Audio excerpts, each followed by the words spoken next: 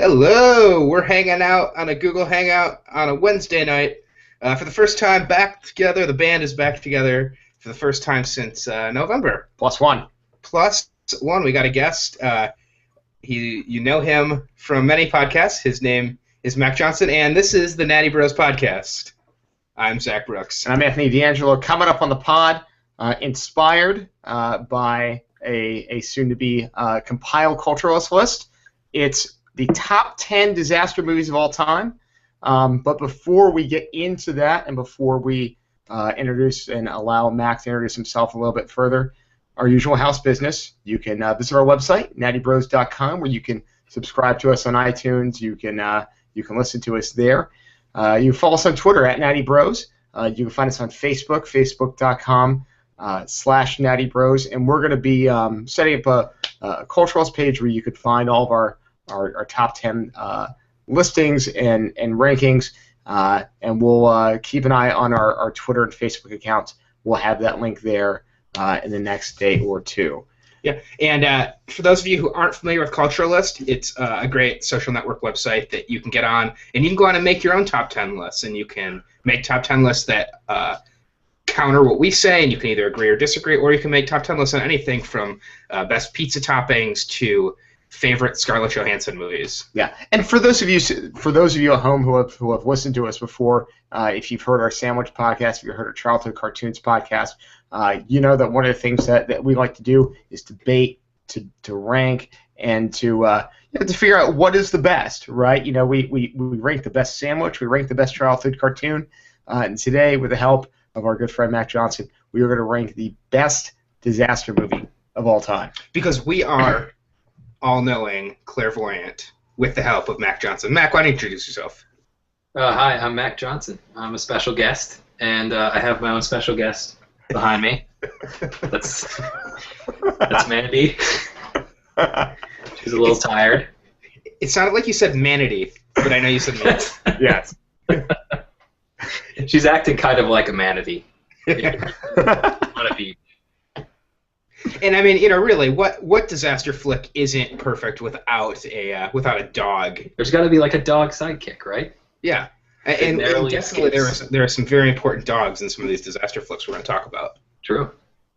So, Mac, are you a big fan of the disaster movie? I came to realize when you guys asked me to do this that actually not really. I don't know. There's a few that I'm big on, but I actually haven't seen a lot of the most popular ones. Deep Impact, never seen it. Never seen it. You know, Deep Impact really waste of a movie title on a regular movie. Yeah. Yeah, that was like the ultimate softball to the adult film industry. It was just like, here, run with it, guys. It's all yours. Balls Deep Impact. And you went there. Right. Is this a family podcast? You know. Not anymore. Yeah, not no. We're losing families by the minute here. Yeah. So I think we like to start off these podcasts just by defining what we're going to talk about, because without parameters, you could say The Notebook is a disaster movie, according to Wikipedia, or 500 Days of Summer, which is my favorite disaster movie. Yeah. But what do you think, Anthony? What do you think qualifies as a disaster movie? I think a disaster movie is any movie in which a main plot point is an outside force that completely changes the world around the main characters for the worse, right? So that could be a virus or a disease. That could be some sort of a natural disaster. That could be some sort of man-made disaster. That could be some sort of an alien invasion. So anything where there is an outside force, man-made or otherwise, that completely changes the environment of the main characters for the worse. Mac, what are your thoughts on disaster movies? No, I agree with Anthony. It's there's an external force. It usually happens to a group of people, I feel like, and they have to learn to work together to overcome it. It's usually like a diverse group of people, sometimes also with a dog, and yes, yeah, and they have to work to overcome it. Yeah, I would agree with both of you guys. I was a little bit more strict with my thoughts on disaster movies. I think anything by Roland Emmerich, the great director of 2012. Those are all disasters, yeah. Yeah, those are all great disasters. But I think it really boils down to one thing, and I wrote this down, is big shit getting destroyed. I think that's how I would classify it. Okay, because I had a similar thought too, but then I was thinking about certain movies, and I've seen The Birds referenced as a disaster movie because there's like an external force that upsets the natural order. All these birds are attacking people, but there's not really much destruction except for people getting killed.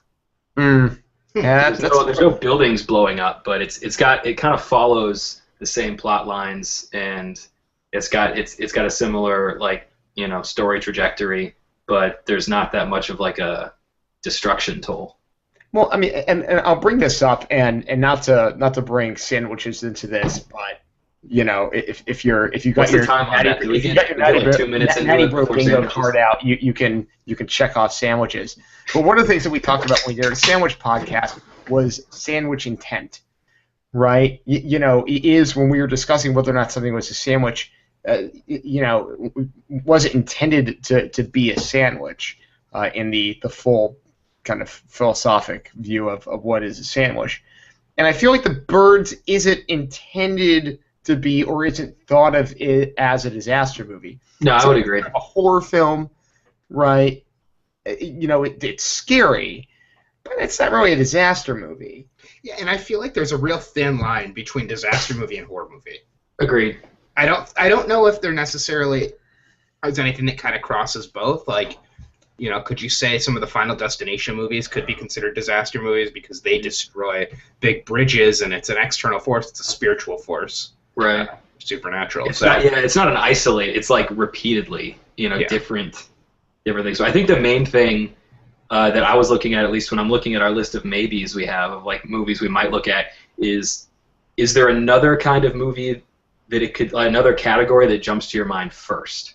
Like some of these you could consider disaster movies, like in some respects, but if there's something else that is more immediately evident, then maybe that's not one we should include. Yeah, call me maybe, right? That's what they say. Yeah, and I think a perfect example of that, but before we get into our maybes here, are a lot of war movies, right? I mean, a lot of war movies, big stuff blows up. Like Saving Private Ryan, stuff blowing up all the time. It's great. It's not a disaster movie, right? It's a war movie. So, and a love story. True. Yeah, a bro love story. And really, that's what you said, Mac. I think that really is a great way to look at this list. And of course, all these lists are going to be, we think we know everything, but these are going to be subjective, and that's why we want you to interact with us, to tweet at us at Natty Brohs. Let us know if you agree, you disagree. Find our list on Cultural List. That account will probably be called Natty Brohs when we have it set up tomorrow. You can comment on that list, and we want to hear from you. And if there's a list you want to see us make, no list is too obscure. We will act like we know everything about something. Yeah, sandwiches, other foods that could be sandwiched, pretty much anything. Yeah. So let's should we dig into the maybes? Oh, call me. Yeah. Can we cue up the song? No. We don't have the kind of rights money for that. Please. Here's an idea. Pause this podcast. Go to Google. Type in "call me maybe," then type in "maybe Funke." Look at both of those, and then come back and hit play again. Please don't pause the podcast because you're never going to come back. All right. Our first movie that's a maybe, and we're just going to real quick go through these, just kind of, first thought. Like Max said, if another type of genre comes to mind, then we're going to throw it out. We're not going to count it. First movie is Attack the Block.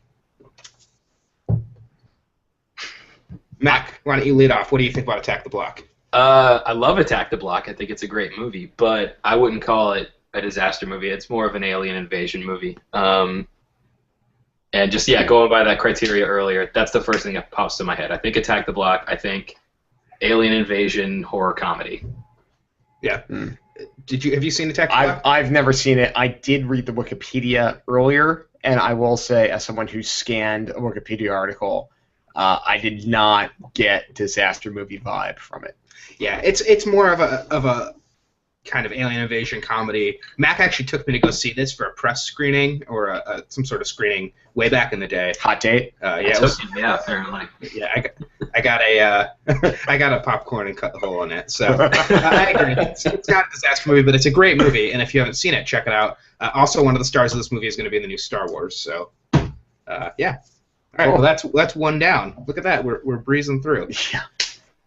Our next one, based on the classic children's game, Shoots and Ladders. Battleship. Battleship. Not The Internship. Now, this movie was a disaster. No,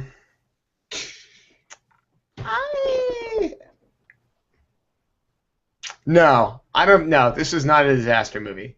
Did you guys see this movie? Blew up. Did you guys see There Battleship? wasn't enough that blew up. Anthony saw it. Anthony saw it, I've seen okay. part of it. I've seen it multiple times. I've actually seen it like 6 times.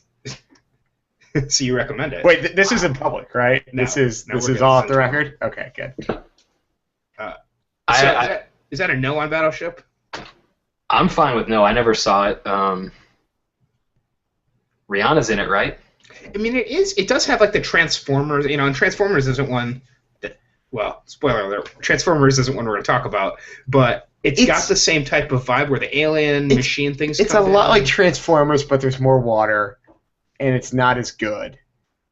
No, it's not. Not as good as Transformers. Wow. If the movie was long enough, everything would rust. Well, we're clearly taking way too long on rusty Transformers, so let's move on. All right, next one. The classic Bruce Willis, 12 Monkeys. Yes. Yes. I think it is. Zach? Was that a yes from you, or were you just... It's actually a no from me, but, Okay. Does this make me the tiebreaker?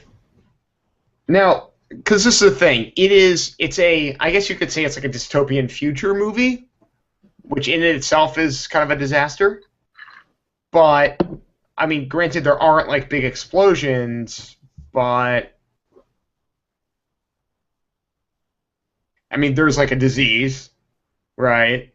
And like it's a lot of like Bruce Willis and Brad Pitt, like kind of teaming up. I feel like we're trying to get a movie that's it's a disease type movie. If that's the idea of the disaster, we want to talk about like a disease disaster, an outbreak. I think Contagion would actually be a better choice. I'm walking this back and I'm saying, because this is the thing. I feel like this movie deals.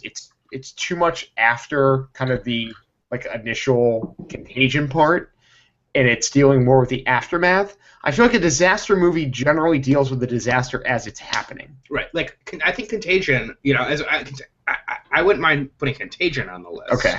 Because Contagion is all about, it's a terrifying movie. I've never seen it. Anthony actually just stole my rebuttal, which was that, I think the disaster needs to hit in the movie. Like, there's a status quo, and then something changes it. Yeah. And 12 Monkeys, I think of more of like a dystopian time travel movie.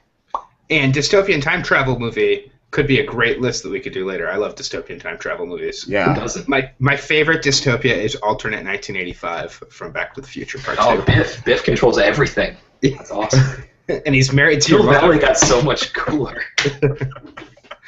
Well, the next movie is what I couldn't remember the name of earlier today, and I had to ask Mac, hey, what's that monsters versus robots movie from last year? Because I just blanked. Did we just see Philomena.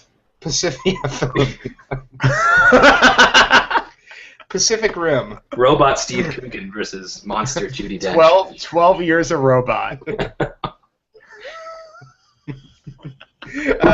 what do you think about Pacific Rim? Is this a disaster movie?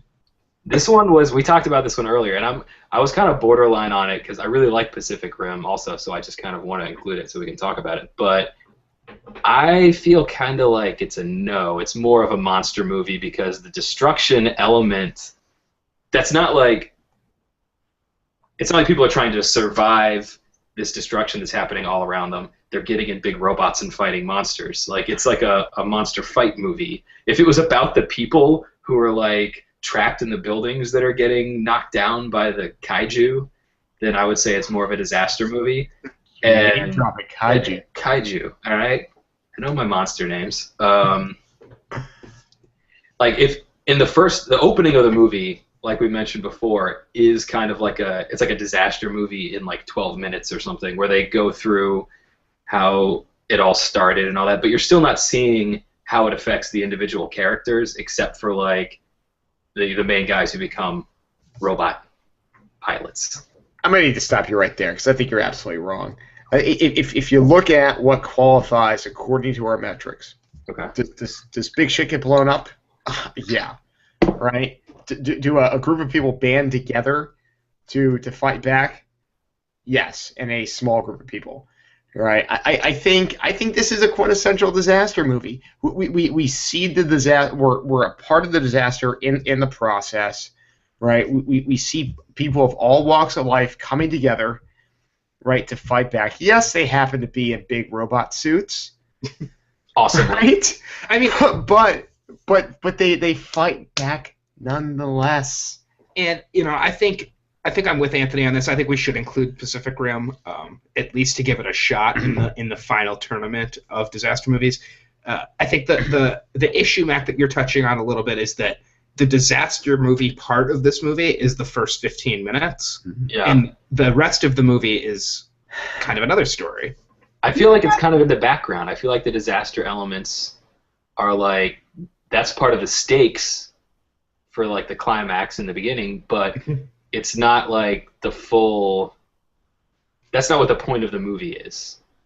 It's about fights between monsters, and I'll defer to the bros in this case. Well, I mean, we're going to defer to the majority. It doesn't matter what combination of the three of us is in the majority. That's how this will work. Okay. But that's not really aggressive. I'm sorry. I'm not trying to be aggressive with you, Mac. No. I'm just wondering what about this. What say does Mandy get? Because Mandy and I had a very long discussion about Pacific Rim earlier today. So long that she's passed out. Yeah. I mean, I think also a big part of our rankings will not only be like what's the best disaster movie, but also what, if a movie is not quite a quintessential disaster movie, that might knock it down a couple spots. So I'm going to put this in the final. Yeah, it's good. And we're going to keep moving on. Our next, this is kind of a category of disaster movies, and we could be opening a whole bag of worms or zombies. We have too many to name zombie movies. Too many to name. So are zombie movies disaster movies? So I want to start right off the bat. Zombie movies in my mind are the hamburgers. You can go ahead and check that sandwich box off again, folks. Your hamburgers of disaster movies, right? I think there's such a variety within that subcategory that for the sake of this ranking, trying to classify what constitutes a zombie movie, I just think for simplicity's sake, let's take zombie movies, put them aside, and perhaps some other time we can do a top 10 zombie movie ranking. I second that. Yeah, that works for me. Right. If it's big enough to have its own subcategory of like its own rules, then that's yeah. No, it's not gonna work. I'm sorry to ask this question again. Do you guys like zombie movies? I like Shaun of the Dead. Yeah, Shaun of the Dead is great. I enjoy a good zombie movie. But I mean, in general, like I Am Legend, horrible. Well, those were zombie vampires, Zach. Yeah. All right. Well, we won't get into this. This will be a later date. We'll save this one. I'll pin this one up on the board. Oh, on Pinterest. Yeah, I'm on my pinterest board. All right. This is one I think I think there's definitely some good debate here. Airplane. The hilarious Airplane. Not to be confused with Airport. Yes. There were like a bunch of airports. There was like Airport 75, Airport 77. I really didn't get what those were. DCA, DFW. Yeah, it's crazy.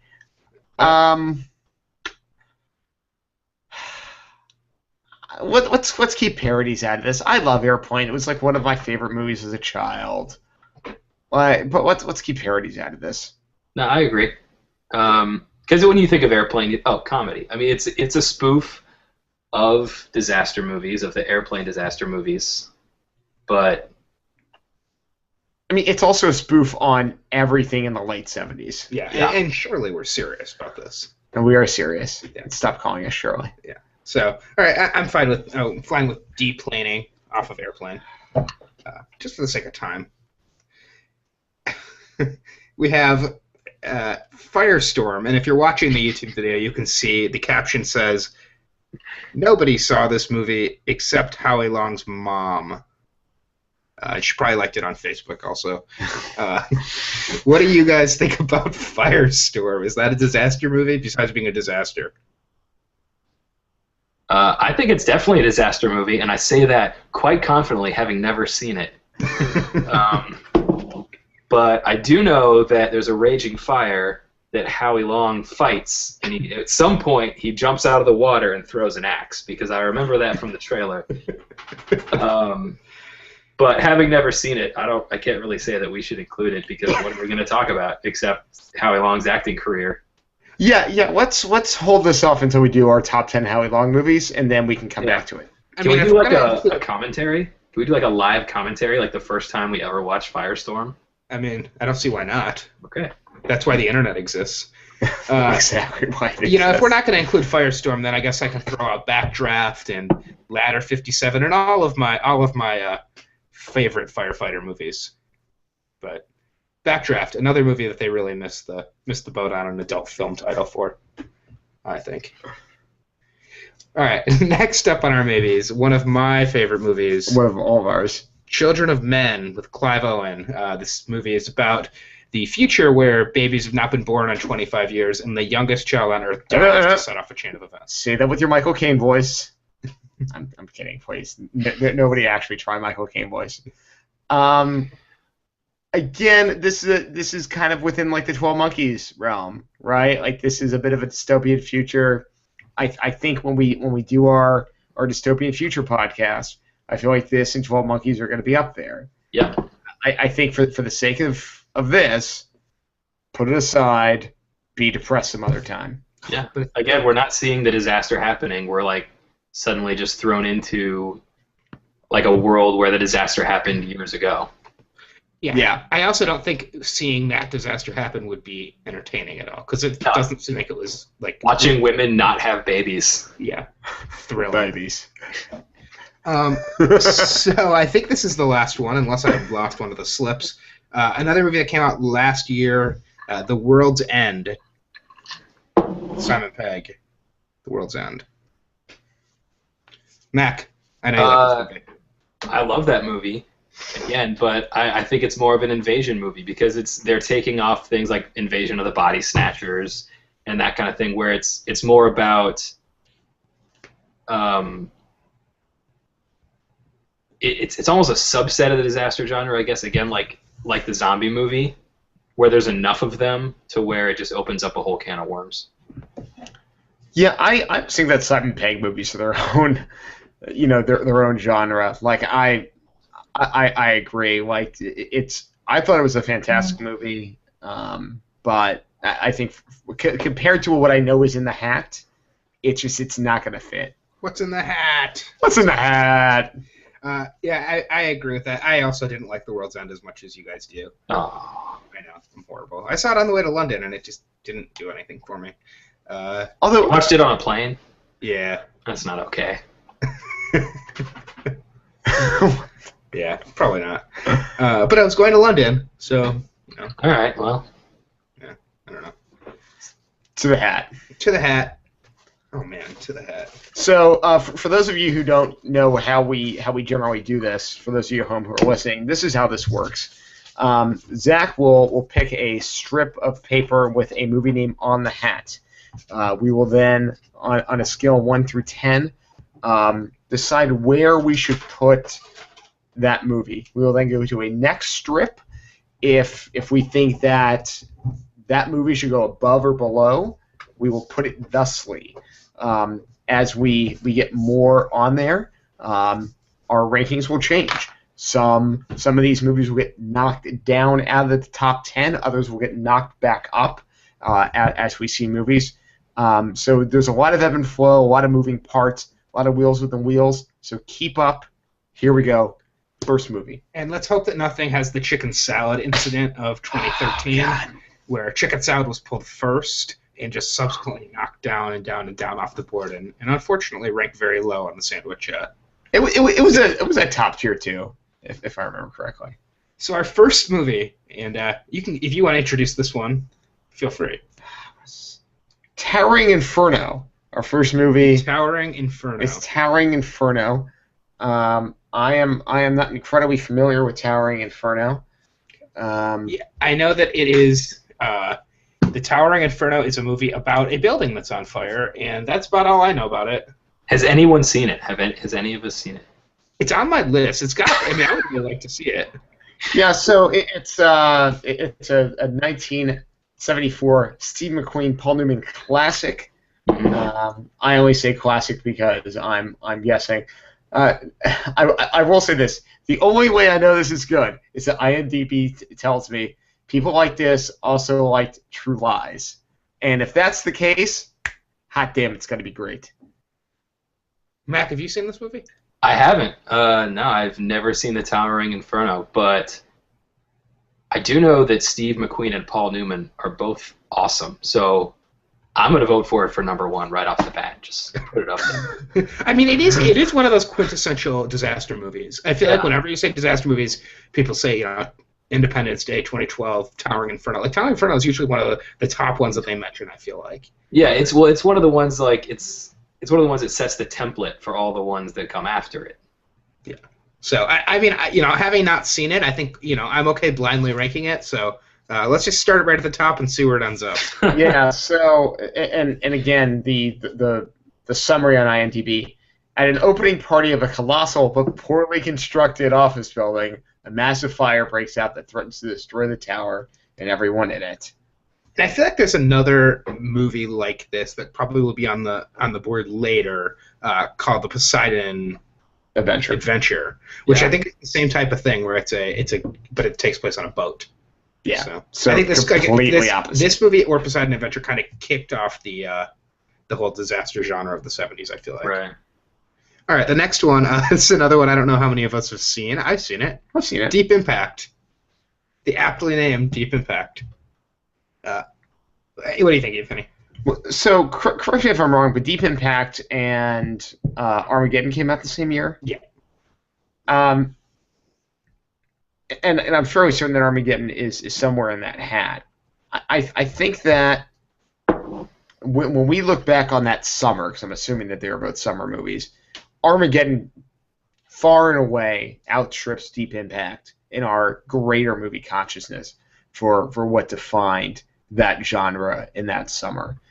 So I think the sheer fact that it didn't hold up as like in compared to another movie that year, much less like when was the last time you saw it on TNT or you really don't see like this whenever one like that on replay. Yeah, that's the true measure of quality is.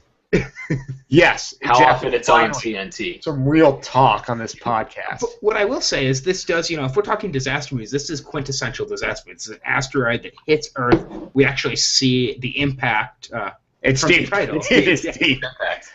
We do see in this movie, we see the impact of the asteroid hitting Earth. And sorry if that's a spoiler, but this movie came out in 1997 or 1998. So, it's your fault. Dust off your VHS player, folks. But what I think this movie does give us, those are called VCRs, and it's just for that, is we get some Morgan Freeman as president. Yes. So, I mean, I'm fine putting this below Towering Inferno, like at 2. Agreed. I haven't seen it, so ranking two movies I haven't seen, yes, that is confidently where I will place them. This is methodology at its finest, folks. So we have another movie that I don't think any of us have seen, but it's a disaster, and that is Rock and Roll, Shake and Bake, Earthquake. I'm assuming wasn't there a wrestler by the name of Earthquake? That's actually all I can think of.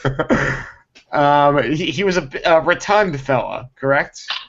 I believe so. I don't know. All right, Charlton Heston's in this movie. Charlton Heston, Andrew Gardner. The tagline is "When the big one finally hits L.A." Oh, George Kennedy was also in this. As the big one. Yeah, that's the big one. It's just George Kennedy walking around L.A. I feel like these first 3 picks have really showcased our lack of preparation for this podcast. Yeah, I saw Deep Impact like 10 years ago. So we're talking about movies. So it was written by Mario Puzo. Hey, I mean, That's interesting. Godfather, yeah. Yeah, how about that? I know what I do know is that when I went to Universal Studios, they have a ride, and the ride is like the earthquake ride, and I don't think it's actually there What anymore. year was that? It was sometime in the 90s. Okay. And Maybe it's also you were the just ride that... at Universal Studios during an earthquake. Oh, man. That would be Your terrifying. parents told you it was a ride. So, but the ride for Earthquake was also used in Beverly Hills Cop 3 as like the main zombie ride, if you remember that, in Beverly Hills Cop 3. Ah. So Speaking of disasters. So there's some crossover appeal to this movie. Yeah. Is what you're saying. I mean, I think this is like another one of those quintessential movies, but I wouldn't rank this above Deep Impact. I just got a feeling this movie does not hold up. I'm just gonna throw that out there. Probably not a lot of relevance to today at all. I will give it credit for naming the disaster in the title of the movie. Very direct. Yeah. It is very direct in I its like approach. the title. Was there an exclamation point? No. No, it's just earthquake. Maybe an Earthquake 2. Yeah. Electric Earthquake. Alu. It also won 1 Oscar, according to IMDb, and you can watch it now on Amazon Instant Streaming. Yeah. So. Do you guys want to like pause real quick and watch it? Yeah. Oh man, Walter Matthau is in this movie as a drunk. That's amazing. Also, his name is Walter Matasakiachi. Yeah, that's his character's name. Yeah, no, that's his like pen name in the movie. Oh, that's how he was credited. Yeah. That's what it's for. All right, well, that's enough to put it number 1 in my book. Well, I think we're all a little nervous about global warming, and so this next movie addresses the global warming crisis, the impending global warming crisis, and that is The Day After Tomorrow, a Roland Emmerich classic. Friday. Friday. Oh, all right. So next Friday, so much better than the original Friday. Discuss.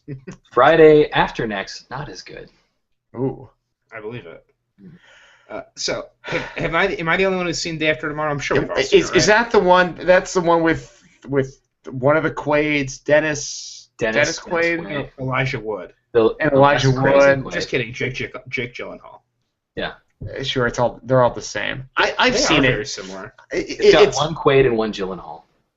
Ooh, God, that's like a, I don't know. That's like a Yelena away from a triple threat. It was all right. Like that to me is like a TNT movie. Oh, totally. That's the only way I've seen it. I've seen like 30 minutes of this movie on TNT. Did you ever see when South Park made fun of this movie? Yes. They did a really good job. And that's actually how I'm going to rank this movie. I'm going to rank it based on my knowledge from the South Park episode. I mean, I would put it above Deep Impact. I would put it above Earthquake, but below Deep Impact. I think I'm with Anthony here. And having not seen either of these movies in their entirety, just because one has Morgan Freeman as president and one has CGI tigers. Oh, I forgot about the tigers. Yeah, definitely in like a library or something. Yeah, they burn. I think they're cougars, and they burn books to stay warm. And then the guy has a Nazi problem with burning cougars. books. Okay. So, eventually, we're gonna get to some movies that we've all seen. I do know that. That was huge if true. And I think this is one of those first ones. War of the Worlds. This is the one from like 2008, maybe 2007. Oh, the Tom Cruise. I actually just saw this the other day. Yeah, we'll speak. How? Yeah, I saw it in the theater, and I remember not liking it in the theater. But I feel like it's grown on me. There's that one scene with him and was it Tim Robbins? Yeah. That's a little weird, but good. Yeah, I thought it was decent. It's like a good like Sunday afternoon if there's no football on or it's raining outside and you've got nothing else to do. Fodder. If you live in Iowa, it's a great movie. If you live in Iowa, yeah, or if you're like under house arrest, maybe. Yeah. I don't know. I don't really know what would drive you to watch this. But if you had to, it's not bad. I really hated it when I saw it because I thought the kids were super annoying, and I think Dakota Fanning is one of the kids, or her sister. So I don't know. I put it towards the bottom of the list. It's better than Earthquake, I would assume. Now, you know what? No, I'm going to put this below Earthquake, and this is why. Because at least Earthquake, like, helped launch, like, other natural disaster movies. Like, Day After Tomorrow was We're talking about World of Worlds. World of Worlds was a failed reboot of an actual good disaster movie. I want to talk about Day After Tomorrow again. Damn it. I'm fired up. What I will say that I liked about World of Worlds, and I'm sorry, Mac, I'll let you talk in a second because I know you haven't had a chance to speak on this, is my friend Mark Donnelly talked to me about this movie once after I saw it. And Mark said to me, you realize that at the end they get sick. Sorry, spoiler alert. They get sick just like the Indians or the Native Americans. They were able to survive when the Europeans came over and got sick because they had built up an immunity to it. So it's a kind of an allegory to like the Coming to America Christopher Columbus thing. That's all. Chris Columbus wrote Coming to America? That's interesting. Yeah. It's a fun fact. Fun fact. What do you think? I'm gonna go out on a limb and say I like this movie. I thought it was a pretty decent flick. I don't know. I don't remember it all that well. I saw it in the theater. Thought it was just a fun little disaster movie. I remember on my way home, I was driving, and there was like heat lightning everywhere that looked exactly like the lightning in the movie that they woke up the aliens. So that was neat. And I don't know. It came on TNT a few weeks ago, I think, and I watched probably half of it, and I felt like it held up. It's not like like vintage Spielberg or anything, but it's a decent movie. I don't know why you guys have to hate on it so much. Do you rank it above or below Earthquake? Well, I guess seeing as how I have not seen Earthquake, I'm gonna rank it above Earthquake. All right, so it's slotted at 4 now. What do you think? I mean, I think it's below Day After Tomorrow. Are we updating the Google Doc? Because no, we're just kind of doing it here. I guess we could update the Google Doc. Nah, I'll give our top 5 real quick. So our top 5 are number 1, Towering Inferno. Number 2, none of us have seen it. Nobody's seen it. Deep Impact. Number 3, The Day After Tomorrow. Number 4, War of the Worlds. And number 5, Earthquake. Yeah, I feel like Towering Inferno has a reverse chicken salad effect right now. All right, what's next? Our next is this. This one might have fallen under the maybes, and if it does, then we won't include it. There's my hand, and that's Cloverfield, the J.J. Abrams. It's about the well, I think it works. It's about a monster that comes down from somewhere or up from somewhere and destroys New York, and we see it all from a handheld camera perspective. I love this movie. I'll throw it out there. Do you want to take this one, Mac?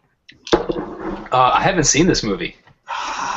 Mac, you're killing us. I know. I'm sorry. First of all, I am shocked that you have not seen this movie. So am I. So am I. I'm surprised. So I saw it in the theater. I loved it. I thought that just a quick side note. I thought that the marketing for this movie was absolutely phenomenal. It was one of the best teasers I think I have ever seen. Oh, it was a great teaser. Because you had no idea what was going on. J.J. Abrams likes to tease. Like what you're about to get into. Yep. I'll say this. I do think it fits the mold of a disaster movie. One, and I think I think it bumps everything down. I think that this is one of my favorite disaster movies. Because this is the thing. You don't see the monster a lot. Right? You see it a little bit towards the end, and that's it. But you feel the destruction, and you feel the panic.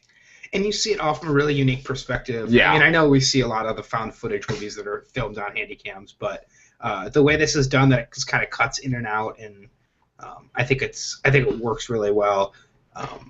I'm a big fan. What I was hoping would happen was this would launch a series of movies about this same disaster, and they would tell it from all different perspectives. Like I thought they could tell a military perspective and a couple other perspectives. Which I think was the intent at first. I think there was supposed to be a Cloverfield 2 where like somebody else in the handicap from a different perspective, but it just never came to fruition. Yeah. So all right, with putting it at number 1, Mac. Yeah, I mean, it sounds like from what you're saying, it takes the Jaws approach. Like it holds the monster back, and there's just like a couple money shots. Yeah, and we're really not seeing that with Godzilla, which is the reason why we're doing this podcast right now, is because Godzilla comes on Friday. We're not seeing the day after tomorrow. Yeah, exactly. They're not holding back showing the monster in Godzilla at all. I mean, you're seeing it right in the previews. No, and if anything, if you look at the Asian previews, they're not holding back on any of the monsters. Well, from what I've read though in reviews, like you see him in the trailers, but in the actual movie, they do keep him like at a minimum. Oh. They're showing in the trailers to get the butts in the seats, but in the actual movie, you don't see him that often. I'll tell you one thing: my butt is going to be in that seat on come Friday. Mm-hmm. Hold on to your butts. Ooh. Oh, did we not include Jurassic Park? Is Jurassic Park on that list? I don't think it is. Oh God. I don't think. Do you guys think Jurassic Park was a disaster movie? Hold on to your butts. I don't think it is. Wait, hold on. Say it one more time, Anthony.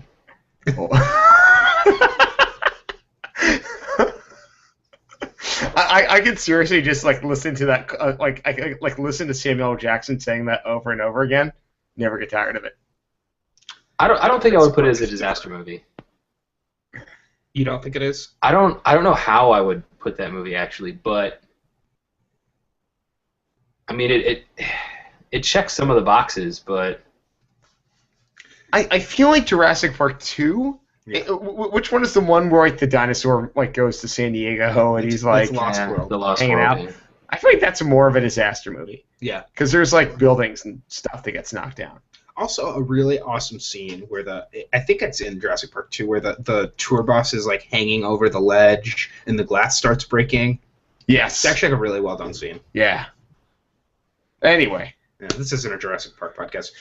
All right. I wish. So are we good with Cloverfield at 1? Bump and Towering Inferno off its pedestal down to number 2. Ooh. Yeah. So, all right, next one. Another disaster movie. Twister. Came out in the 94 year. Twister and Shout. Twister. A different kind of disaster. We haven't seen any tornado movies yet. I feel like in the spirit of earthquake, they should have just been called Tornado. Would have been nice. Twister is It's a little on the nose. It could have been one nose. of the board game movies that are becoming popular now. That would have been cool. That'd be amazing. Yeah, the Twister makers are probably pissed. They could have made this like gymnastics movie. So, I hate to do this to Cloverfield, but I think this knocks everything again down. I mean, Twister. First of all, you look at the cast. Phenomenal cast. Philip Seymour Hoffman is in Twister. He is. Really? Yep. It's one of his first roles. Oh my God! Like, okay, then this is definitely this is number 1 so far for me. I mean, you know my affinity for Philip Seymour Hoffman. Like from Helen Hunt to Bill Paxton. Like, I mean, this is just a fantastic cast. I feel like it's one of the more iconic movies of the '90s. Like, I mean, if you were to say name 20 movies from the 90s, I feel like Twister would be one of those movies. It was an event film. It was one of those movies that like everyone went to see. Twister is another one of those movies that has a really good Universal Studios ride. Yes. That might not be there anymore, but it was really good a couple years. Like, so was the cow? Did the cow fly by on the ride? Yes, it did. It totally did. Because I also went to Universal Studios, same Universal Studios ride. Yeah, it's not really a ride; it's like a show, kind of. Yeah, and there was some flying cow action. Nice. Oh, Jake Busey's in this movie. Jake Busey. that's my favorite Busey. He plays a mobile lab technician. Carrie my second favorite Busey. Oh, Jeremy Davies from Lost. Yeah, I'm very happy having this high. I also think that this is one of those quintessential disasters. I mean, when you think of a disaster movie, this is what you think of. You don't think of a movie like, well, all of these actually, but you think of more as a disaster. Yeah. So You don't When I think of think of like Airplane. quintessential disaster movies, they're like natural disasters, you know? yeah, no, I agree with that. Not man-made disasters. Yeah, So. and I mean, I'm kind of apathetic on this movie in general, but I'm okay putting it high on the list because it's kind of standard. Yeah, and I think to touch on something you said earlier before we get to the next one, like I feel like this is one of those movies in the '90s that everybody saw in theaters. Yeah. So I think because of that, like there was a odd like shared experience of like we all went to school on a Monday and said, hey, like, do you see Twister this weekend? And everybody said, yeah. Yeah, and nobody said, oh no, but it was spoiled for me on Twitter because that didn't exist back then. So. Our childhoods were so I blessed. do think that the desire to see a movie in the theater is a big part of what makes it a disaster movie. If you're like, oh, I'll wait till it comes out on DVD or on Netflix, I feel like that does knock it down a couple pegs. Okay. Yeah, because again, if a disaster movie has the disaster as a part of it, you want to see that on a big screen, right? You can wait.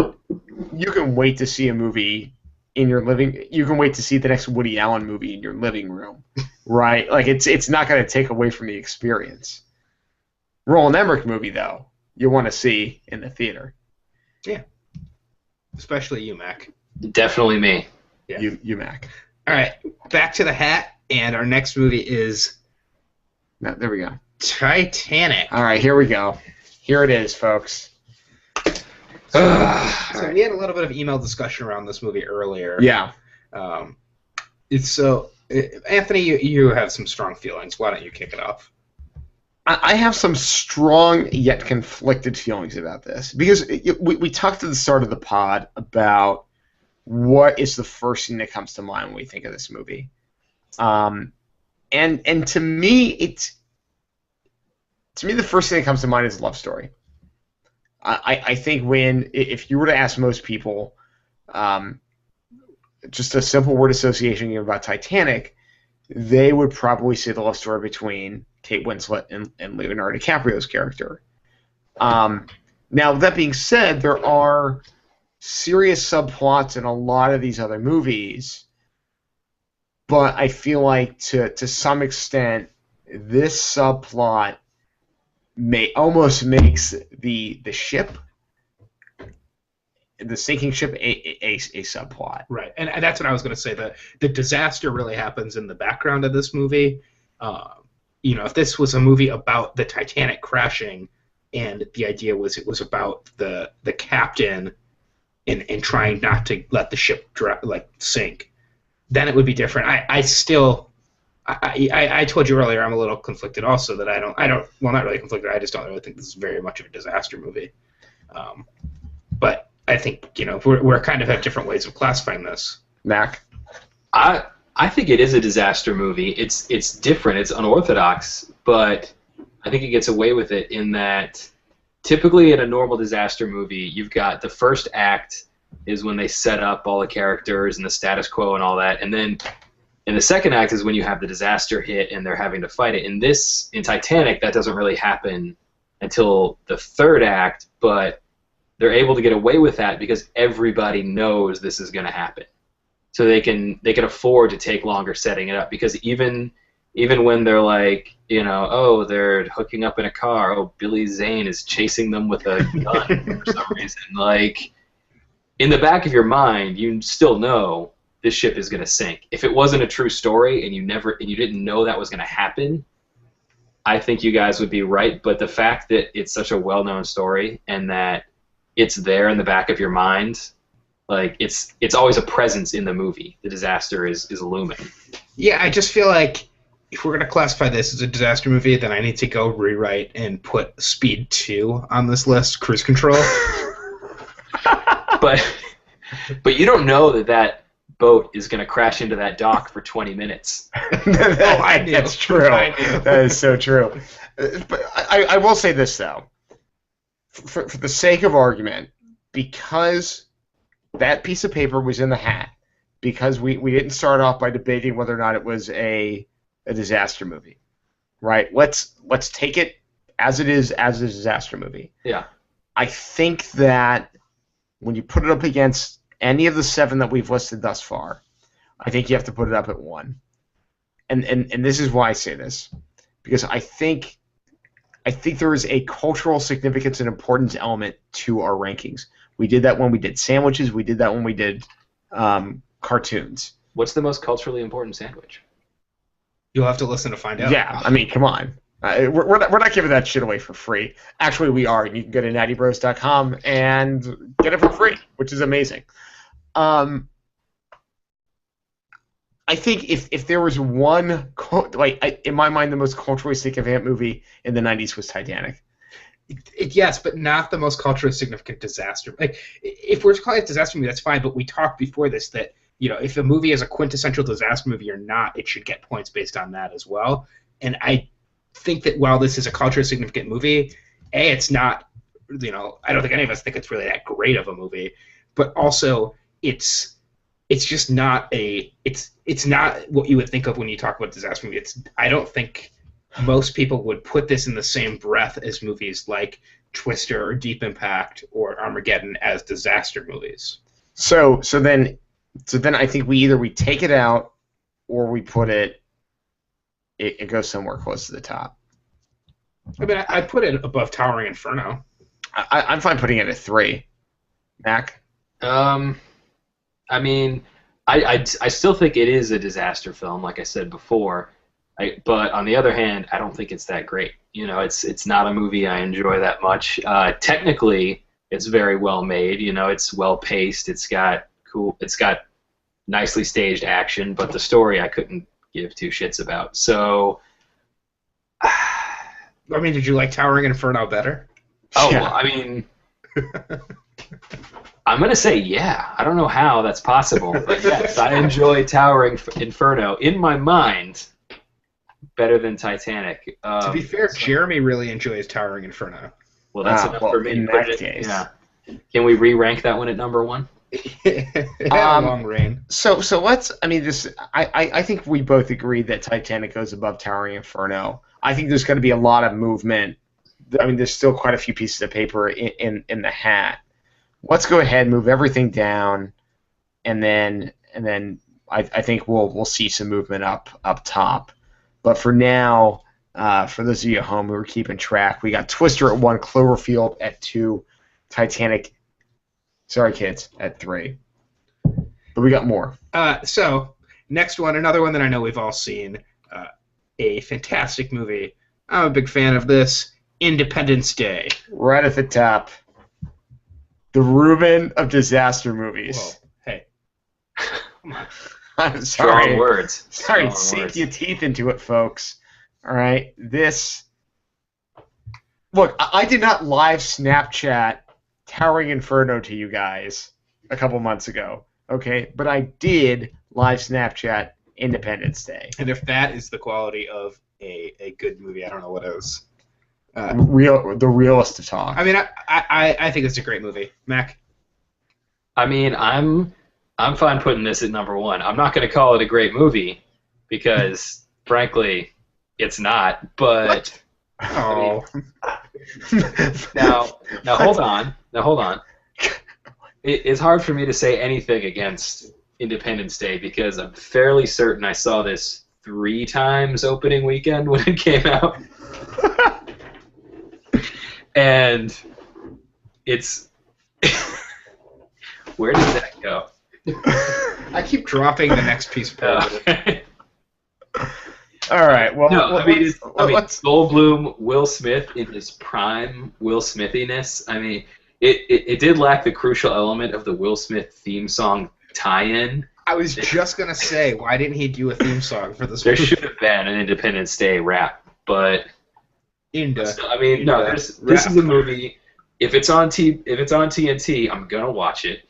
Like, I'm gonna know all the lines. I mean, I think those are two of the biggest qualities of yes, this movie. done. We also see the White House blow up, which is huge. And there's a dog. There is a critical dog in that movie. Very crucial dog, golden retriever, Yeah. jumping in front of a fireball, Yeah. somehow outrunning a fireball. Yeah, sort of. It looks more like a screen that is green, but Air Bud quality on that golden that retriever. might have been Air Bud. Ooh. We don't know that wasn't Air Bud. Ooh, that's like the De Niro of Golden Retrievers. There's no reason to think that was not Air Bud. Well, the next one, this is, we talked about historical disaster movies with Titanic. This is the most historical disaster, arguably. And this came out about a month ago or two. Noah, starring Russell Crowe. Just based on historical and real cultural significance when the flood happened, I got to put this movie. I don't know. I don't know where to put this because I didn't see it. Yeah, I was going to say, like, I feel like this is probably still in theaters. I'm going to guess. Yeah, it's got Neither of it. Did you see it, Mac? No. You know what? Like, I would actually be fine, like, not even putting this on the board, because one, no, I don't even have anything to say about this. I have nothing to say about this. Like, I don't even think I read the full Grantland review of this. Like, that's how little I cared about this movie. Wow. And Emma Watson's in it. I actually kind of want to see this movie. I hear so little about this movie that Emma Watson's in it, and I did not see it. I also care more about this movie than you do, historical significance, but also because we get to see a bald Russell Crowe looking like a badass, and Darren Aronofsky in this movie. Yeah. I will. I mean, then why haven't we seen it? Because ticket prices are $12. Oh God. Oh, with your $12 tickets. I'm sure I'll watch this movie at some point. I'm not like the biggest Aronofsky fan, but I think anything he does is probably worth watching. Side note, fun fact: Noah, #1 boy's baby name of 2013. I found out yesterday. I have never met a Noah in my life. You need to meet more Jews, man. Yeah. And on that note, let's just put it at 10 for now. Yeah. Let's just let it bring up the rear. Wow. 2 of every pieces of paper in front of it. All right, let's go to our next one. Another 90s disaster movie starring Pierce Brosnan. It's got Sarah Connor and James Bond in it. It's Dante's Peak. Now, I think this came out, I think there were a slew of volcano-esque movies, maybe mostly revolving around volcanoes. By slew, you mean one 2. may have been called Volcano. Yeah. Yes, slew rhymes with 2, so. Yes, 2 of them. I don't really have any thoughts on Dante's Peak. I remember it was entertaining. I mean, it's kind of your generic disaster movie, I feel like. I think at one point they were in a vehicle and were running away from lava. Correct? That's all I remember. Go ahead and say yes, that happened. That's all I got. That's all I remember from that movie. So where do we place this one? Do you think it's somewhere near the bottom? Or are we putting this above Noah, above Earthquake? Let's put it. Where's Earthquake at? Earthquake is at 9. For the benefit of those of us in Virginia who can't see the list. I think that we put it above Earthquake only because this has Bond and Sarah Connor in it. All right, does it go above War of the Worlds? No. I gotta say no. I'm fine with it going above War of the Worlds. Oh, so I need the decider. As the person who enjoyed War of the Worlds, I gotta say that even the presence of Bond and Sarah Connor, like, I think it's above War of the Worlds. All right. Either way, we have Noah off the board. Is it above Day After Tomorrow?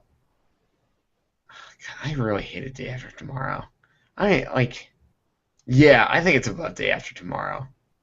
Mac? I think it's above Day After Tomorrow, but it's below War of the Worlds. That's the blessing and the curse. That's the blessing and the curse of this format. I actually think it's below Day After Tomorrow, but 2 out of 3 said above. Is it above Deep Impact? No. I'm gonna haven't seen Deep Impact. Confident no. Great. All right. So our bottom 5 is Earthquake at 10, followed by War of the Worlds, Day After Tomorrow, Dante's Peak, Deep Impact, and number 5 is Towering Inferno. Get it. Next movie on the board.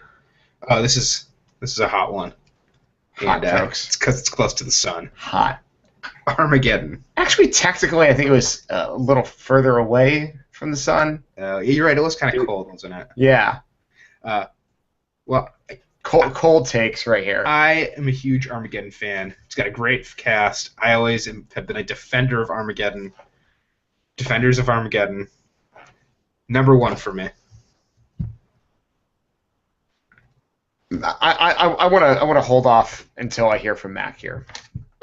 All right. Well, I would not even put this one on the list. Like, I mean, it's obviously a disaster movie. Not that it doesn't qualify, but I think it's an absolutely horrible movie. And I have never made it all the way through this movie. I remember the summer of 1998, falling asleep when they're like ramping moon buggies across an asteroid, and Steve Buscemi gets space dementia, and twice I tried to make it through. Twice I fell asleep in this movie. Who booked this guy?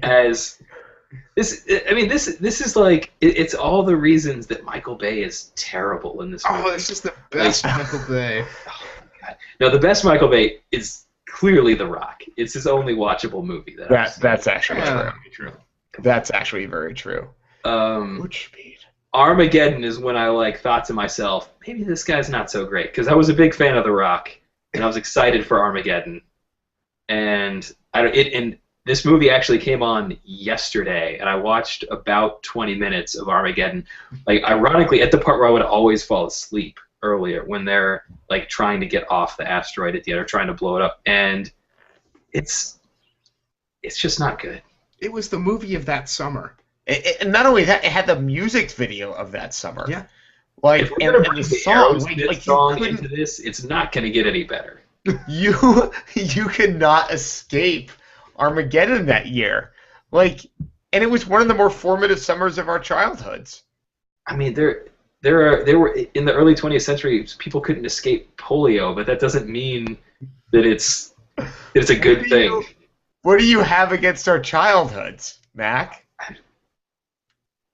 The people want to know.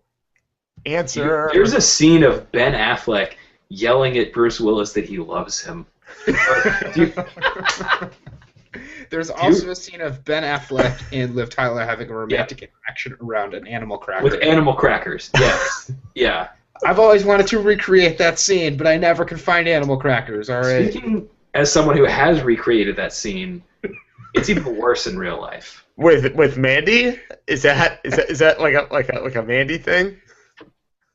No comment. He's Does asleep. Mandy like human crackers instead of animal crackers? Oh. Hold on. Wait. Hold on. Oh wow! You just had that queued up. All I right. think it's better than Deep Impact, so I'm okay putting it above Deep Impact. I'm okay putting this below Titanic. Ooh, I'll put this below everything. Yeah. So, Yeah. Hot takes, folks. This one's going above Towering Inferno. I'm okay with that too. And since here on the Natty Brohs podcast we are all about majority rules, 2 out of 3 say above Towering Inferno, below Titanic. I would put it above Titanic, but Mac? I would put it below everything. Like, All right. Jeez. Tough crowd. Your new number 5 is Armageddon. We only have a couple more to go. Great. Look at that. We're getting to the end of the world. And this is not yet the end, but next movie, this is the end. So I really like this movie. And I know it's, to some degree, kind of a parody, but not really. I feel like it does fulfill the criteria of what a disaster movie is, right? You've got a small band of friends / frenemies who are dealing with an ongoing disaster. It kind of loses me at the end. Like, I feel like it starts off really strong, and then like the air just continues to seep out of the balloon until it's kind of a crappy movie at the end. The cast is phenomenal, obviously. I like Danny McBride. I like all those guys. I don't like Danny McBride. I know you don't like Danny McBride. I just said that to poke at you. I feel like this is a solid. I feel like this is below Armageddon, but above Towering Inferno. Mac? Zach? Nope. Oh, me. All right. I also really like this movie. I would place it high, but not at the top because I just don't feel like it is, again, like a quintessential disaster movie, but it is very disaster-y. I also really enjoyed Neighbors, side note, which I did a podcast on this network last night. But I think it's hilarious. I really enjoyed this movie. I like it a lot. I agree that maybe it shouldn't be ranked incredibly high just because it is a disaster movie, but it's first and foremost a comedy. So I don't know. I would put it. I don't know. What's the list at? I mean, I would put it above Cloverfield at number 3. I could. I don't know if I could do it above Cloverfield. I could do it right below Cloverfield, but above Titanic. I'm fine with that because, again, I haven't seen Cloverfield, but I feel like it's probably more of a quintessential disaster movie. I hate to break this to you, but War of the Worlds off the board. No. So to recap where we are, folks, Independence Day at 1, Twister at 2, Cloverfield 3. This is the end for Titanic at 5, Armageddon 6, Towering Inferno staying strong at 7, Deep Impact 8, Dante's Peak 9, Bring It Up the Rear, Day After Tomorrow. I do like the fact that we still have at least one movie on this list that none of us have seen. Yeah. Just a pure conjecture and speculation. It's kind of the probably great the Mendoza line, I feel like, or something. I don't know what the Mendoza line is. That's okay. Well, let's go with it. All right, next movie. We already talked about Dante's Peak, the sister movie to Dante's Peak, Volcano, with Tommy Lee Jones. It's the White House down to Dante's Peak's Olympus Has Fallen. It really is. Or actually, no, reverse that. Yeah, reverse that. Yeah, strike that. Reverse it. It doesn't even belong on the board. Mac? I haven't seen it. I saw that. You know what? I have seen the end. You know the scene where, like, all the survivors, like, gather together at the end of every disaster movie and they hug and, like, it's like a little catharsis for what they just went through. I've seen that. And it was bad, so yeah. I feel like there should be. I wish there was a website that just had like the last 5 minutes of every disaster movie. Like if you're fine not being spoiled, where you could just see like, oh, okay, so this is how it ends. Like I feel like I could just get general closure from disaster movies by just seeing like how. I think the part of the disaster movie that I least want to see is the end. I like to see the stuff blowing up. I kind of like seeing what happens. Yeah. Do you guys remember a movie called Turbulence? I remember it. I feel like I had forgotten about this movie in like 1998, and then I had not thought about it until it came on probably, let's say, TNT the other day, and I walked in and my roommate was watching it, and it was the end, so I watched like the last 20 minutes of it. And the end of this movie, the whole like reunion scene at the end when everyone's okay, it's the exact scene from Die Hard 2. They just copied Die Hard 2, which itself is pretty much Die Hard 1. I also remember there was another movie that came out right around Turbulence called Terminal Velocity. I think they had the same poster. Ooh. Terminal Velocity. Yeah, there was. I remember like speed lines and like people in some sort of seat or something. yeah. There's also Passenger 57, which is different, and Executive Decision. Executive Decision. Yeah. We could do a whole top 10 list of airplane movies. Yes. Well, of course, Air Force One will be number 1. Spoiler alert. Ooh. Con Air. Controversy. All right, yeah. Con Air. Ladies and gentlemen, stay tuned for our top 10 movies that took place on airplanes, including Snakes on a Plane, which would be up there as well. Oh, man. All right, well, this is one that probably had airplanes in it in some form, and there's probably been about 20 of these movies, so this is going to be a fun one to rank.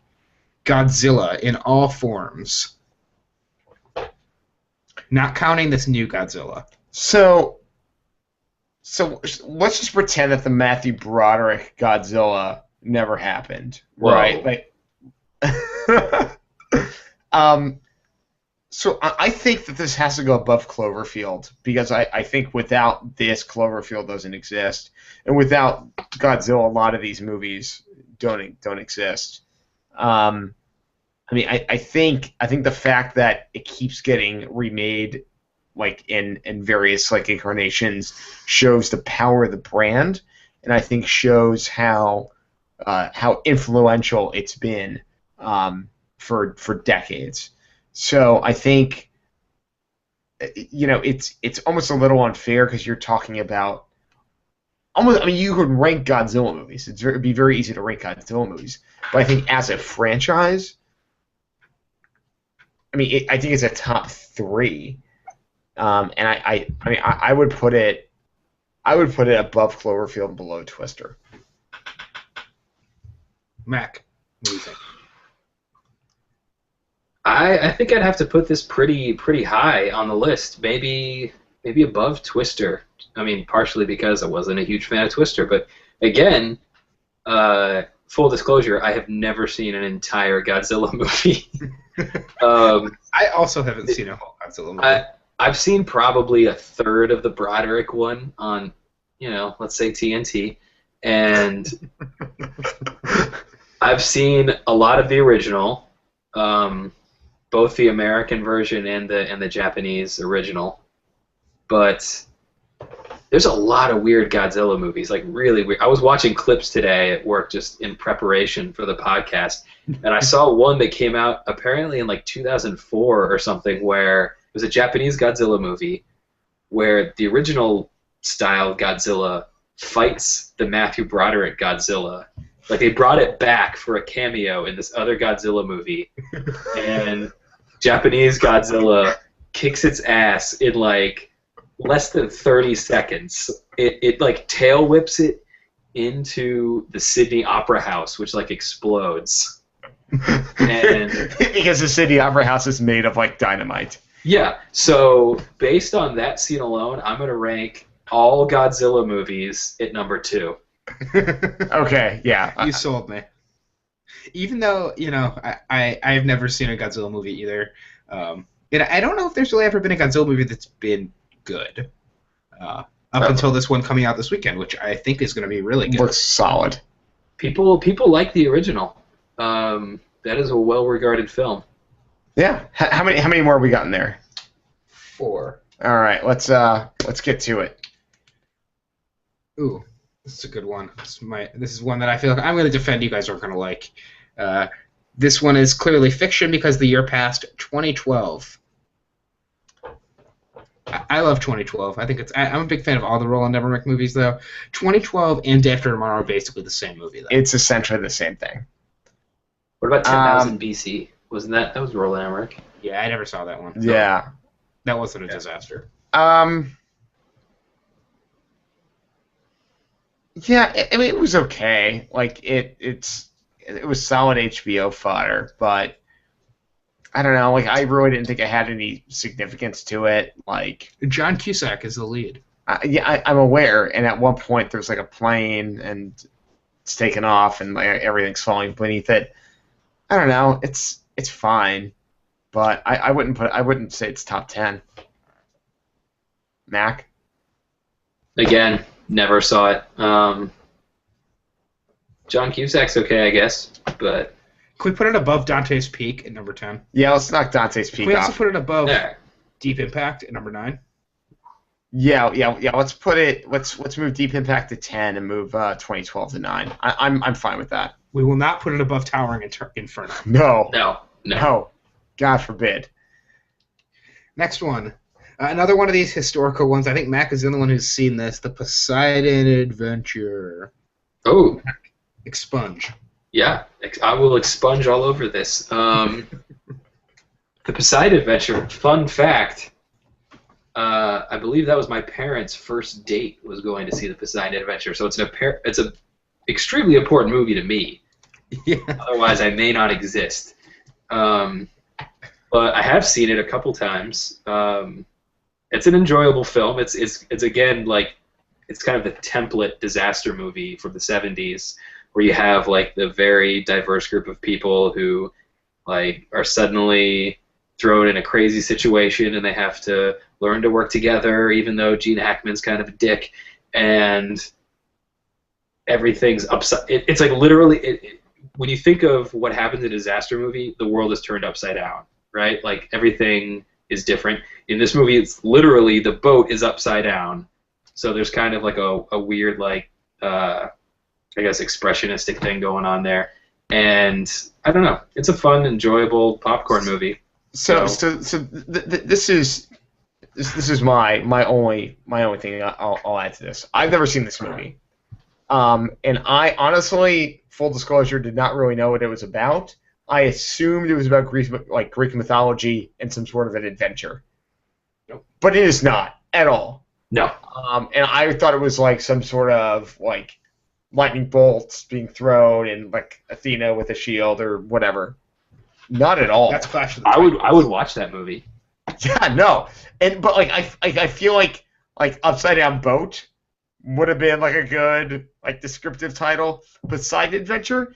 When I think of adventure, I don't think of like being trapped in a boat, right? Like Well, that's not like adventure to me. Okay, all right, Anthony. Say you're on a boat, and a rogue wave comes along and flips your boat upside down, and the only way you can survive is to crawl to the bottom of the boat, which is now at the top, and claw your way out of it faster than the boat is sinking. Would you not call that an adventure? No, I would call that a disaster, which is why it's on this list. An adventure would be like if the three of us like trekked cross country and met interesting people and like got into zany situations. That's an adventure. So adventures That's are an positive. adventure. You're like, okay, adventure is positive, disasters. Yeah. Oh, I think we're onto something here. Yeah. I don't know. I think an adventure can be harrowing like that. Like a boat hole. That's not an adventure. That's scary as shit. If this was an adventure, it should be called The Secret Life of Poseidon Mitty. Jesus Christ. What's in this podcast? I gotta go to bed. Yeah.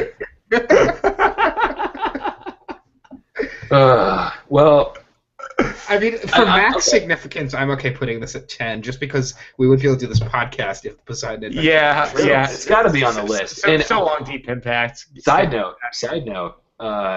It has I'm not going to say young, because I don't think he was ever young, but a younger Leslie Nielsen as the captain of the boat. Ooh. In a serious dramatic role that lasts about 2 minutes. But what's great about Leslie Nielsen in dramatic roles is you're so used to him being deadpan funny that when he says there's a rogue wave coming to flip the boat over, like, it's kind of funny. Did you see the remake? I did not see the remake. I did not. Oh, it's got Richard Dreyfuss, Kurt Russell, Josh Lucas, Fergie. It's got Fergie in it. You guys. Was that Wolfgang Peterson that directed that? It was very good. Okay. Yeah. He likes his boat movies. He's a boat guy. Yeah. And let us never speak of that again. This one's only about a third of the length of Das Boot, though. Yeah. All right. So at number 10, we have Poseidon Adventure, which is just below 2012 at number 9. And moving on, we only have 2 left. And this is one we talked about earlier, Pacific Rim.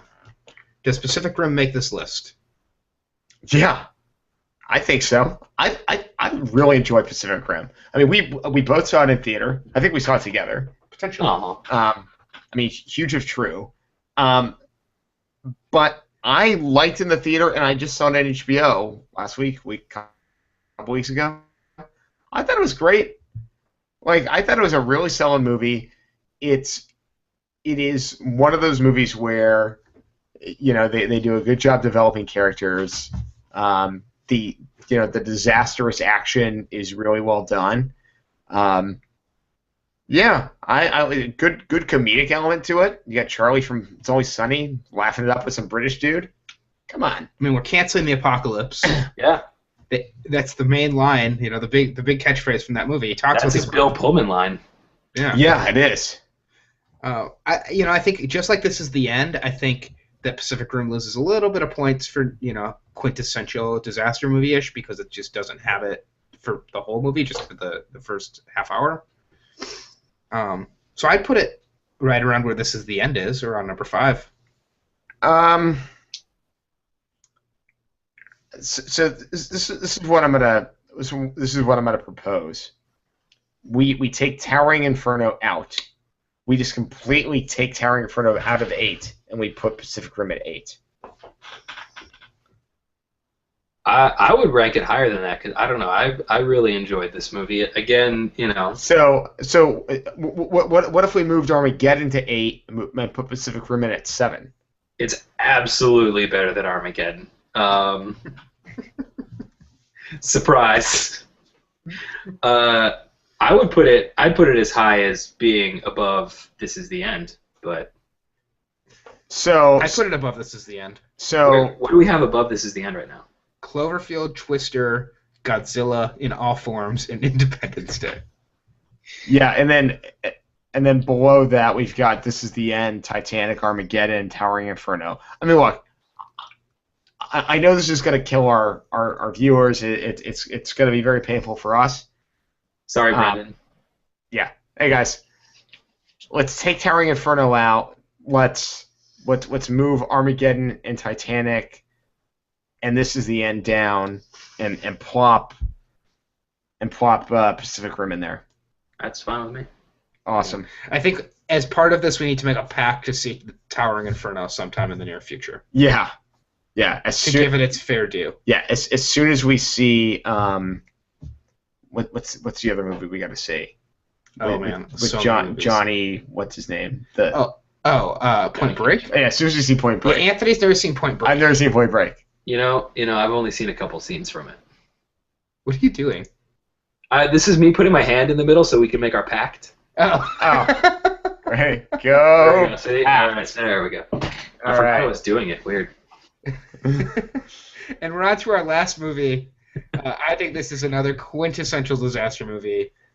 Sharks in a Tornado. This is a TV movie, Sharknado. So I feel like of all the movies that we've talked about, this is the first one to go viral, right? Like this movie was just another of like the chum that sci-fi puts out to basically fill airtime. But like this thing went super viral, super quick. Now, granted, a lot of these movies are from the 90s, and there wasn't such thing as going viral. But I think because this was like one of the first disaster movies that really went viral, there's a societal importance element to it. As silly as it sounds, saying that Sharknado is societally important. Has the Library of Congress picked this up yet for preservation?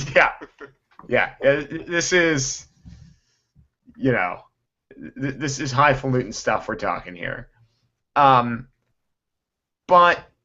I don't know, it's kind of a crap movie on a small budget, but they basically made this for Twitter retweets and Facebook clicks. Like it's kind of brilliant in its odd approach. Like, and they've already renewed it for 2 more movies. Yeah, they haven't even had the second one come out yet. I mean, we don't even know the full NATO-ness of the shark. Like it can tornadoes could be bigger, sharks could be deadlier. Who knows? So where do we want to put this? Do we think this is Mac? Do you have any thoughts on Sharknado? I wish it had a less ambiguous title because I really, it's so vague. No, really, most of the movies on this don't. Well, I guess I was going to say a lot of them have pretty standard titles. Yeah, they have very to the point titles, like it's a shark in a tornado. But I haven't seen Sharknado, and I feel like we're going to end up with a list of 10 movies I haven't seen. But I don't know. The thing that, again, without having seen it, that I have against this movie is I feel like it's too self-consciously bad. For me to enjoy a bad movie, I have to have that pleasure of knowing they were trying to make a good movie. Oh, no, they were not at all. I mean, Tara Reid is the star of the movie. Right, and so they know they're in on the joke, that it's going to be bad, and to me that is less appealing to me than, say, like The Room, where you've got someone who is really trying hard to make something great, and then, I mean, he did, obviously. So with that in mind, this is my question. Is this a parody? No. Again, I haven't seen it, but it seems like if they're going to call it a parody, it's a cop-out in that, like, we just couldn't. Oh, we could just call it a parody, and then everything is supposed to be funny, you know? Gotcha. I also don't think they were as in on the joke as you think they were. Like, it's not. I mean, it's ridiculous, but it's also like, it's not like out of the realm of what sci-fi movies are. It's not on sci-fi.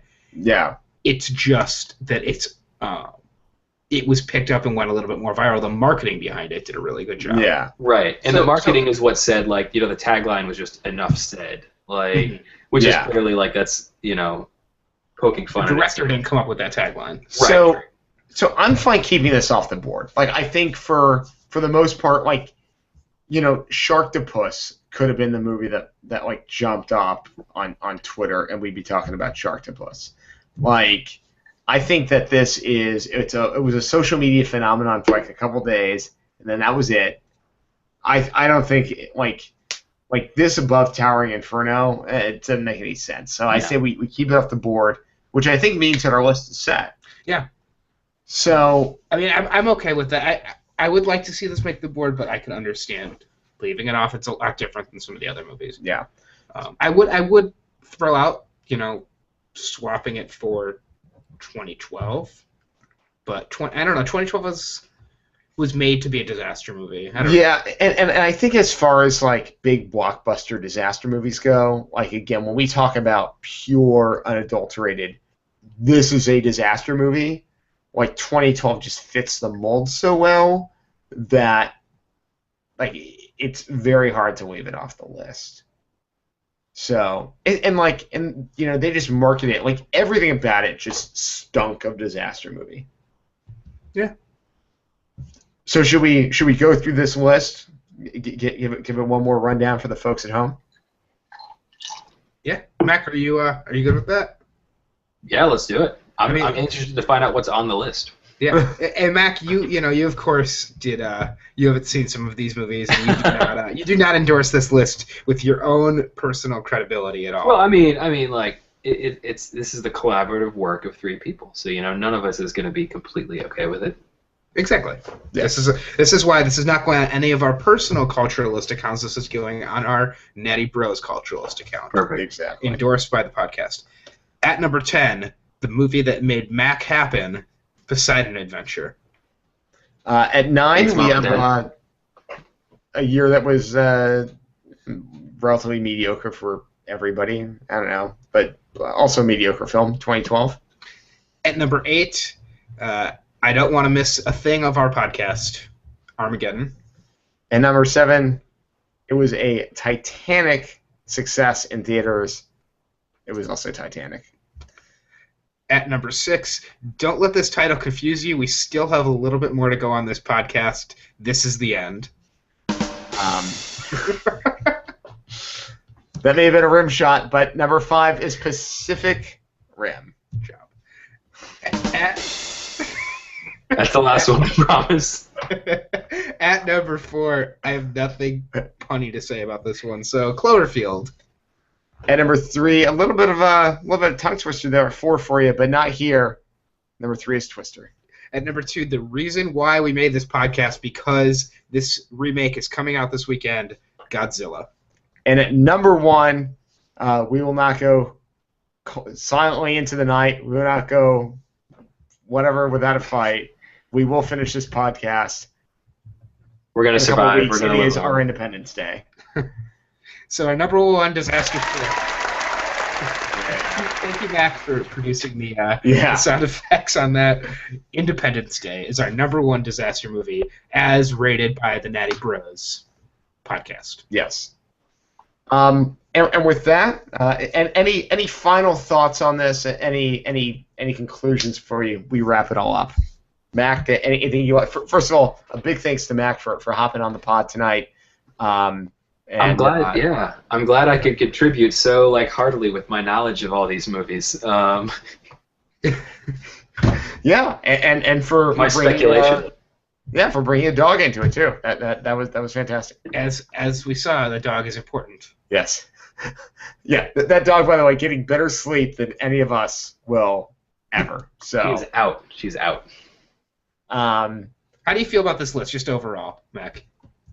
I mean, It's pretty decent list. I'm actually now I want to go see a lot of the movies on this list now that I've ranked them. And you should. I feel like we should watch Towering Inferno. Yes. Yes, We should probably watch Earthquake. I know it's not on the list anymore, but you know. And I feel like you should definitely watch Cloverfield. Cloverfield's been on my list for a while. I feel bad I haven't seen it. I apologize. You know, Okay. I would like to go back and watch a lot of the movies that got knocked off, so that hopefully I can come back later and eventually move Armageddon completely off the list. Gotcha. It's a very single-minded approach to this, and that is sink Armageddon to the bottom. Yeah, that's my one issue. Gotcha. Zach, anything you wanna close with? No, I think this is great. I think we're going to come back at you with some more top 10 lists. We're going to try to do these on a more regular basis than once every 6 months. Yeah, no, the bros are very much back. Again, hit us up on Twitter at Natty Brohs. You can email us nattybrospodcast@gmail.com. Visit our website, nattybros.com. Like us on Facebook, folks. We all know that you're on the book. It's facebook.com/nattybros. We're going to be doing more of these, and if you haven't already, visit culturalist.com. Like I said, we'll have some more updates on our own culturalist page, but a great website to make your own list, to debate lists, and we're going to be doing more of these podcasts based on what you'll find on our culturalist page. Again, tweet us, let us know on Facebook, on email, what you want to see us debate. Yeah, and let us know what you didn't like. Do you think that Titanic should be the #1 disaster movie? Did we screw up by not talking about the Poseidon Adventure remake, just called Poseidon? Tell us.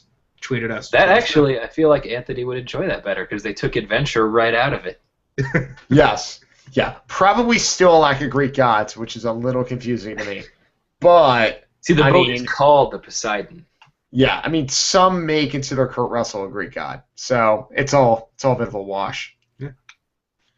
All right. Well, with that, I guess we'll close out and say YOLO. YOLO. Yolt. YOLO.